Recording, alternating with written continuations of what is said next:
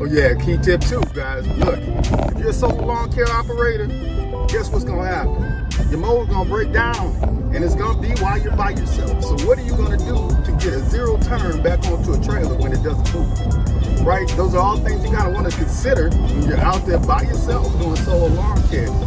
Where there's a will, there's a way. But if you're not strong-minded, and if you don't learn how to, operate outside the box, this is the type of stuff that's going to happen to you. You're going to put yourself in a bad situation because you're not going to know what to do, right?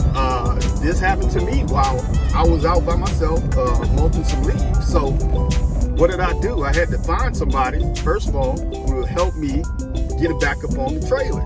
There's not always going to be somebody available. If I was there by myself, I would have figured it out, would have done it a little bit different, but we still would have got it done. You know what I'm saying? So don't get out there and think that you can do everything by yourself and it's just gonna work out fine. A lot of the times you're gonna have to use some ingenuity, some tricks and trades, in order to get this stuff taken care of, guys. So make sure that when you're out there by yourself, that you got a backup plan or a plan if your equipment breaks down on you.